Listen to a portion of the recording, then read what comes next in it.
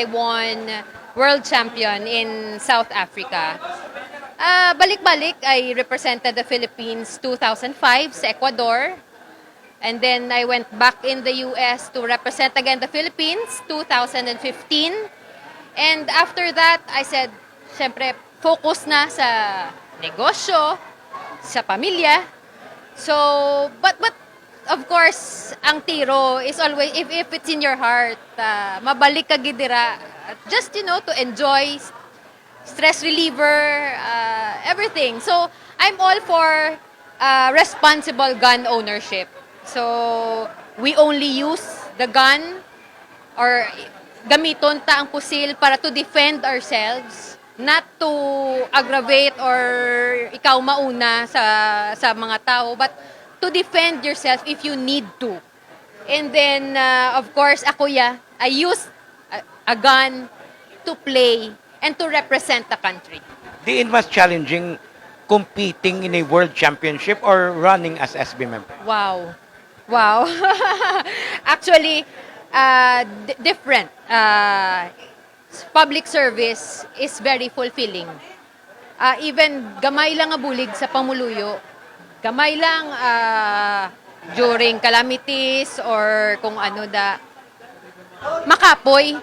Pero at the end of the day, your heart is full. Kabalo ka nga, you made a difference into somebody's life. So, nami gid. What do you think ang principles of shooting that you can use in public service? Well, discipline. Number one, sa shooting, kung wala ka discipline, you will never get there. Grabe nga disiplina ang kinanglan mo. Mind conditioning, you are against yourself sa shooting. So the same man sa public service. Ikaw lang niya. Kumbaga, yes, you can help on your own also from your own resources. But if you are with a group, if you are with the government, mas damo pa ang mabuligan mo. So, kay kung ikaw lang, maubos ka with the vast number and the huge number sa mga tao nga kinahanglan sang bulig, you cannot make it on your own. Kung ikaw lang isa, hindi mo ma-sustain.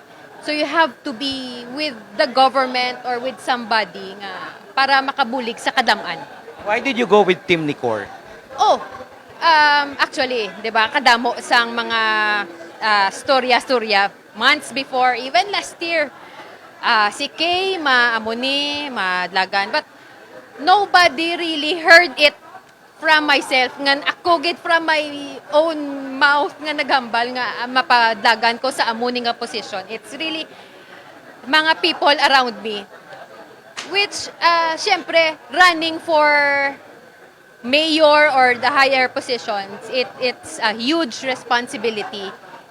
Kadako nga responsibilidad, 75,000 people are in your hands. Ang 13 barangays of La Castellana gasalig sa imo, or will look up to you. So with careful thought, months of thinking, syempre ang family ni Cor hindi nilayo sa amon. Way back Mayor Bordig when he first ran, my father is with him.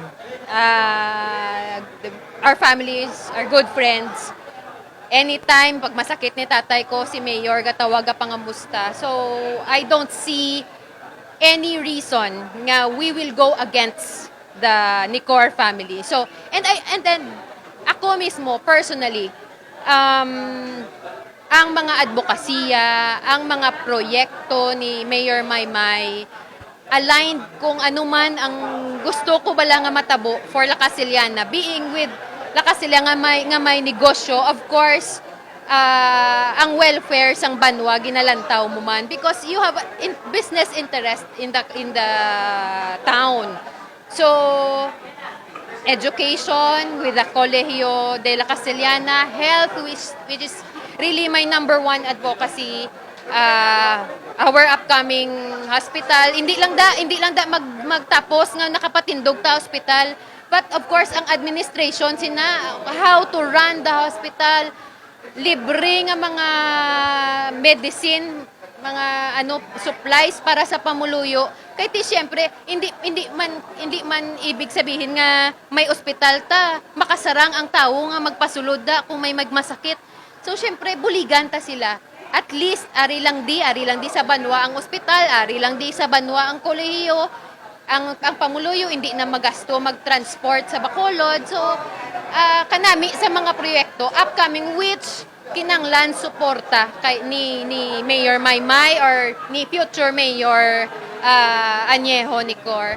So that's why without nga nabudlayan nga pagpaminsar, I will be going with them.